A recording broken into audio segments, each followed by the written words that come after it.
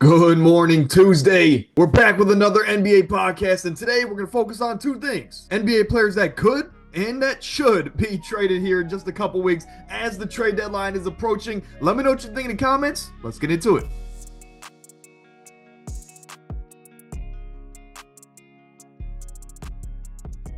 Let's kick it off here with the main man in the middle, Jimmy Butler. We know this all stemmed from the offseason where Pat Riley had some things to say about Jimmy Butler's effort and future there for the Miami Heat. Now, Jimmy Butler, again, didn't take lightly those comments that Pat Riley said. And now he's come into the season and you can see that it's worn on him, where there's games where he's shooting 3 times, 5 times. And I get it. Jimmy Butler's not a regular season aggressive kind of a player, but when you're getting paid $50 million a season and you're the leader of a team that wants to contend for a title and you're having games where you're not attempting double-digit shots, that's problematic for Jimmy Butler. Now, this again, a guy that's only played 22 games this season, that's just about half, and he's given him 17 and a half, 5.5, 4.5. It's not Jimmy Butler numbers. We're not getting Jimmy Butler production. Do I think it's still there? Absolutely. I think this is a guy that can still turn that switch on whenever he may please here in the NBA. And hey, I mean, when we know when he does, he's still a top 10, top 15 level player in the NBA.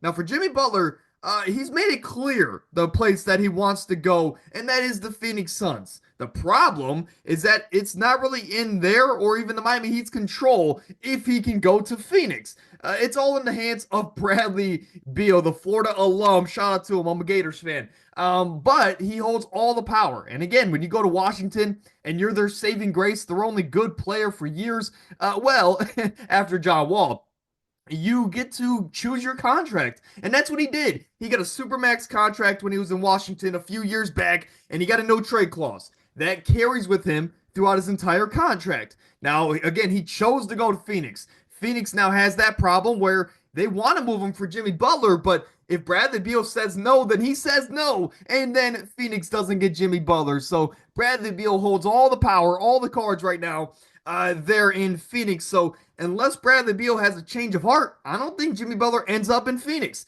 Now, for Bradley Beal, I think eventually he'll get pushed out if they want to find a scapegoat here in Phoenix, whether if it's now or in the offseason. But I don't think he's going to say okay to get Jimmy Butler for the simple fact that that might make Phoenix better. Now, for just the roster aspect and the fit aspect of it, Jimmy Butler does make a lot of sense. He brings leadership, an on-court leader. He brings toughness, defense on the wing there in Phoenix. And he's a guy that if he went to Phoenix next to Devin Booker and Kevin Durant, he doesn't need to score the basketball. He can just go there and guard the best player on the other team and, again, just be that on-court leader. It would be a perfect fit on paper. Again, he wouldn't have to do anything but be a glorified third, option on the offensive end of the court. Now, outside of maybe the possibility that he doesn't end up in Phoenix, which, by the way, I think it's more likely it happens in the offseason, I want to throw a curveball out there for you guys, and you guys already see it on your screen. The Minnesota Timberwolves. Now, you might be saying, okay, Owen, there's no way that Jimmy ends up back in Minnesota, and I understand that. It's a good reason. But it's a different regime, new head coaching staff right there, there in Minnesota, and they have a rising superstar on their team. This is a situation where if Minnesota wanted to move off of Julius Randle, and Miami looks at it like, hey, we bring in Julius Randle for a year, and then we can ship him, or, again, we can just hold on to him and get rid of him in 2 years. Miami's always going to be this attractive place where they have this good roster. They're going to have the money in a year or two to go out there and attract new big free agents like a Giannis Antetokounmpo in about a year and a half or 2 years' time. So Julius Randle in right now doesn't look like a great move, but in the future, it's going to open up the possibility to bring in some of these big names down the line. For Minnesota, though, you bring in Jimmy Butler, right? A guy that knows the city. He knows what it takes to win in the city. And you're pairing him next to Anthony Edwards. I think it's a tremendous fit. You're going to have the defense of Anthony Edwards, right, who's a good defender. Jimmy Butler, Jaden McDaniels, Rudy Gobert, and Mike Conley. That quickly turns into one of the best defensive starting lineups in the NBA today. And again, it's really schematically doesn't really fit, right? It's not as good of a fit as Karl-Anthony Towns next to Anthony Edwards. But I think if you can go from if you're Minnesota, if you can go from Julius Randle to Jimmy Butler, similar play styles, one's just way better. I like that move for the Minnesota Timberwolves. And again, it gives them just another dog offensively that can take the pressure off of Anthony Edwards in certain games. So those are the three most likely scenarios. I think honestly he ends up in Miami for the rest of the year. Maybe they convince him to come back after the All-Star break and then he gets traded in the offseason. Honestly, if I had to bet money, I think that's what's going to happen. Now let's get into some players that actually have a chance of being traded at the midseason mark, at least in my opinion. And we're going to start here with Cam Johnson. Honestly, I'll say this. At 28 years old, he's still in the prime of his career, and he can fit on any NBA roster. He can fit on any EuroLeague roster, NBA roster, right? FIBA roster. This is a guy in Cam Johnson where his play style complements every single star player across the NBA, right? And this is a guy that's averaging 19 and a half points, 44% from three, which is very impressive given the volume that he has on a nightly basis, about 4 to 5 attempts a game. Now, this is a guy at 6'8". I'd say he's about an average to an above average defender in Cam Johnson. And like I mentioned, he could fit anywhere. These are just the four places that have been rumored the most. And honestly, I think the favorites are going to get even, I guess they're going to get, the rich get richer here, is what I'm trying to get at here. Because the Oklahoma City Thunder recently have been the front runner to get a guy like Cam Johnson. And I honestly think that that's what's going to happen. Brooklyn wants draft capital, and they maybe want a young piece or two. Oklahoma City has a boatload of both of those things. So honestly, and plus you could send him to the Western Conference. Teams don't typically like to trade in conference. So Cam Johnson goes to Oklahoma City Thunder, gives them another bigger wing that can defend and knock down the three. And they can just trade one of their 27 first-round picks or two of them and get a guy like Cam Johnson. It just makes a lot of sense on paper. Now, for the other teams, Indiana makes a lot of sense. They get up and down, shoot a lot of threes, and they're going to be in those tough playoff series with the Clevelands of the world, with the Bostons, the Knicks of the world. They want some of these valuable wings that can defend and shoot the three. Cam Johnson would be a good fit there in Indiana. Sacramento, a lot of the same, just different conference. That would have to be probably a deal centered around Keegan Murray. However, interested to see how that would work out and how they would get the contracts to work. For Cleveland, guys, ladies and gentlemen, I'm a Cavs fan. I would love to see him in Cleveland, but for Cleveland, it's really going to be this scenario where, sure, would Cam Johnson be an upgrade over a Max Strus? I believe so because of his defensive impact. But at the same time, you're 33-5. Do you want to mess up this mojo? Do you want to bring in a new face to potentially where you could get better? But if you don't get better, you're really messing up the on-court chemistry, the off-court chemistry. It could really set a locker room off, just making a minor trade on paper like Cam Johnson over Max Strus, which would have to be the deal to get this done. Honestly, as a Cavs fan, I'd like to see it happen, but there's also some negatives that could go along with that. I honestly think Oklahoma City Thunder, if Cam Johnson were to get traded, he's probably going to OKC. Now, no doubt about it, the best offensive punch, the best go-to scorer that is available for trade either at the midseason mark or in the offseason is Zach LaVine, a guy that at 29 years old has yet to reach the playoffs. You know he wants to be on a contender, and we'll talk about that in just a moment. But still, he's on a decent contract, right? 3 years, 140 left on his deal with a player option. So you want him to go to a situation where he's going to want to play. Now, again, 22 and a half points a game, almost 50, 40, 90 from the field. Zach LaVine is offense. He is that go-to option that you can rely on a nightly basis. Now, again, the three most rumored spots for me right now that I'm seeing are the San Antonio Spurs, which I think should be the favorite, the Houston Rockets, and the Orlando Magic. For the Rockets in Orlando, it's all about what am I giving up? Right? Do the Chicago Bulls want to look at it like a business where we're going to get the absolute most that we can out of them? Or are they going to look at it personally? Are they going to say, okay, you've been here for some time. We want to do right by the player and ship them to a Houston or an Orlando they want to bring in a Zach LaVine, but they don't want to necessarily give up what it takes to get a Zach LaVine, if that makes any sense. Whereas a team like San Antonio, I think they would move a Devin Vassell to bring in a guy like Zach LaVine. Now, Chicago, you get a young, talented scorer that can defend in Devin Vassell. maybe some other pieces as well, right? But you also bring in a guy that can average 23 points a game. So you have Chris Paul, who's going to be there probably this year and next year. Zach LaVine. So you got a point guard, you got a guy that can score the ball. You got Wemby, and then you also got guys like Keldon Johnson and Jeremy Sohan to defend on the wing. I think that makes the most logical sense unless there's like a three-team deal where Zach LaVine gets to go to Miami, right, next to Tyler Hero. Interesting backcourt dynamic there. And also, again, where Jimmy would go to another place. I can't see Jimmy going back to Chicago. But again, I could see that happening. Maybe he ends up in Miami after a three-team deal, or maybe a Minnesota. Maybe he has a homecoming there.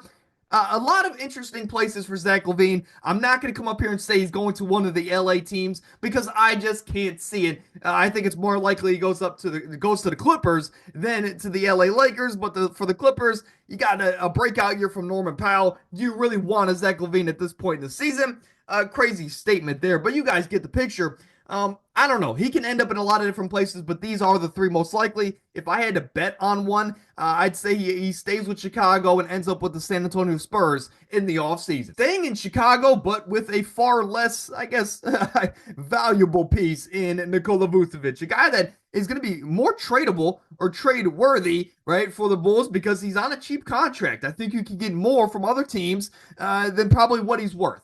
2 years, 41 million, about 20 million a season. This is definitely his last big contract. After this, I could see him being like a Brook Lopez, getting those 8, 9, $10 million deals to close off his career. But as of right now, he's still giving you 20 points, 10 rebounds a game, 56% from the floor. Good numbers, right? And he's also a good facilitator on offense when he needs to be. Now, the two most likely scenarios I've seen so far are the Golden State Warriors, who are just desperate for another star name at this point in time, despite the rumors that in the statements from Draymond and Steph Curry that they don't want to mortgage the future for Golden State fans in this organization just to potentially get another ring, which I see why they are saying that, right? And I honestly think that Golden State fans should thank them. But again, how likely you're going to get players of the caliber of Draymond and Steph Curry going forward?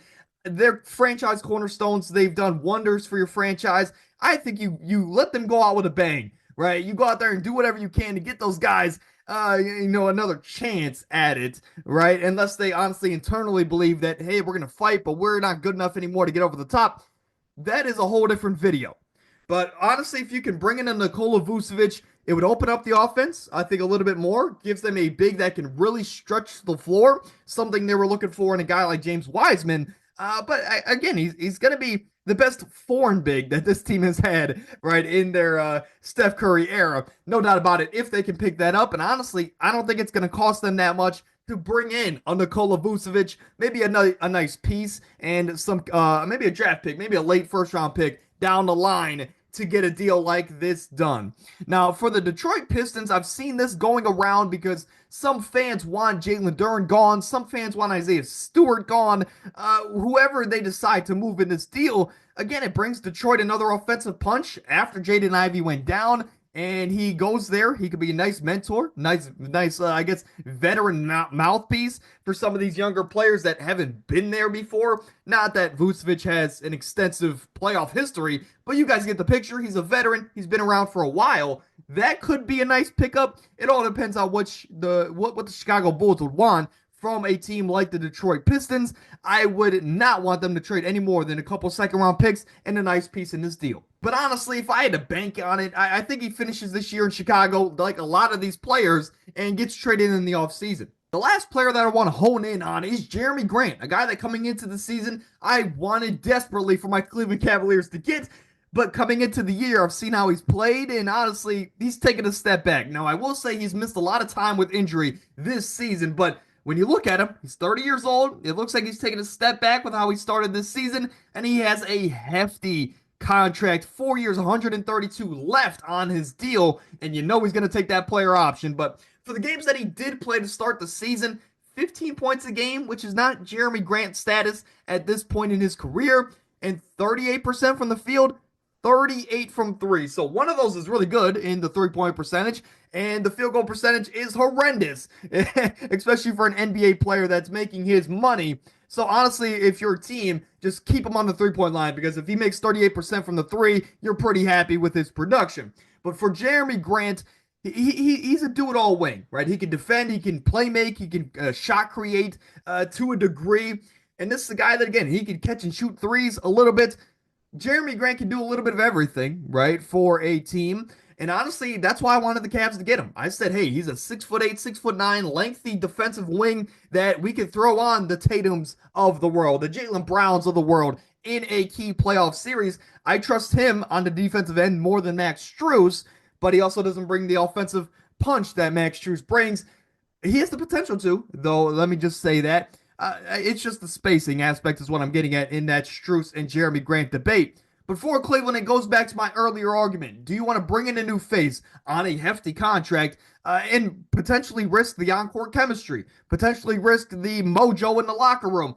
That's just something that you have to factor in when you talk about some of these mid-season trades. But for Jeremy Grant, on paper, I think it makes a lot of sense. It would just depend on the price to bring him in to the Cleveland Cavaliers. If we could do a deal of like Imani Bates and Max Strus and maybe a couple seconds for Jeremy Grant, I honestly wouldn't hate the idea because we still have some shooters off the bench. I honestly would like that. Bring him in, even though he's on a hefty deal, and it gives us a better chance defensively in those key playoff series. For Sacramento and Golden State, it goes back to the earlier arguments. They're desperate for talent to make a playoff push, but it depends on the price. I think for every team that's looking to trade for Jeremy Grant, especially at the midseason mark, you're going to need a third team. You're going to need a third team to either take on some cap or to take a cap filler in one of these deals.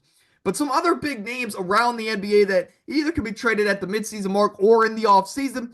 Brandon Ingram. Look, they have started the year atrociously. They, if granted, have had a lot of injuries. Zion is finally back on the court. We're waiting for Brandon Ingram, who should be back soon.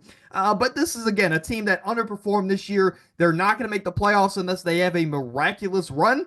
And Brandon Ingram, if they're desperate to make a change, he could be the odd man out, even though it potentially should be the other way. Bogdan Bogdanovic, I think, is a do-it-all guard, at least on the offensive end. Good playmaking guard. He's very smart, can shoot the three ball on the dribble, off the dribble. Honestly, I think he ends up in Milwaukee. I like that fit there, even though they have AJ Green off the bench. I like Bogdan to go to Milwaukee, kind of be like their Malcolm Brogdon when Giannis was a bit younger.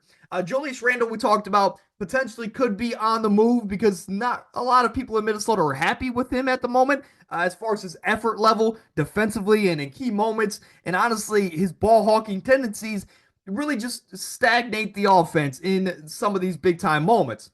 Bradley Beal, he holds all the cards, but he could be the scapegoat there in Phoenix. And honestly, again, coming off the bench now in Phoenix, that might make him frustrated enough to actually warrant wanting a trade to get this Jimmy Butler deal done. Just some names to look out for here. So those are 10 names that could be moved here pretty soon in just the next couple of months. But let me know what you think in the comments, man. I always get back to every single comment. So if you have any questions, comments, concerns, or you want to say, hey, I think Jimmy Butler goes to this place that you didn't mention, let's talk about it in the comments, man. I'll get back to you guys as quick as I can. I love to discourse with you guys down there, as long as it's friendly, of course.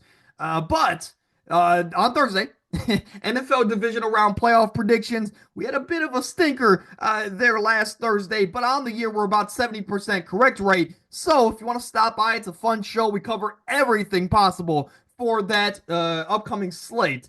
But outside of that, next week, our all-star ballots, official all-star ballots with a special guest. You guys will enjoy that. Until Thursday, stay happy, stay healthy, and go enjoy some hoops.